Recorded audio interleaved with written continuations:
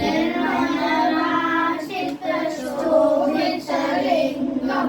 जन्मजदुःखनाशकलिङ्गं तत् प्रणमामि सदा शिवलिङ्गं देवमुनिप्रभुराशितलिङ्गं कामणमाकरुणाचरलिङ्गं रावणदर्पविनाशनलिङ्गं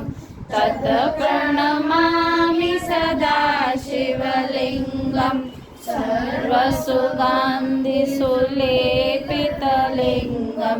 बुद्धिविवर्धनकारणलिङ्गं छेदसभासुरवन्दितलिङ्गं तत् प्रणमामि सदा शिवलिङ्गं कनकमहाभूषितलिङ्गं मणिपतिवेष्टितशोभितलिङ्गं दक्षसूयज्ञविनाशकलिङ्गं तत् प्रणमामि सदा शिवलिङ्गं कुङ्कुमचन्दनलेपितलिङ्गं पङ्कजहारशोभितलिङ्गं सञ्चितपापविनाशनलिङ्गं तत् प्रणमामि सदा शिवलिङ्गं देवकर्णार्चितसेवितलिङ्गं भावरभक्तिभिरेव च लिङ्गं दिनकरकोटिप्रभाचरलिङ्गं तत् प्रणमामि सदा शिवलिङ्गम् अष्टदलोपरिवेष्टितलिङ्गं सर्वसमुद्भवकारणलिङ्गम्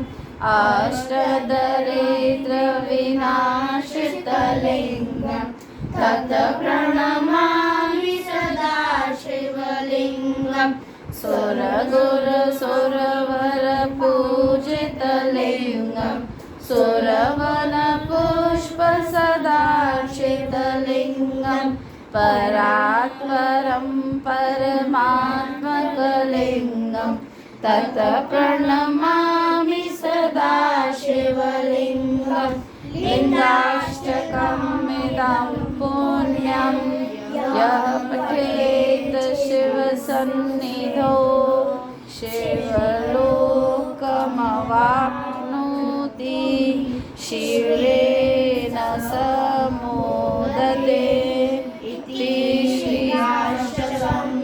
सम्पूर्णम्।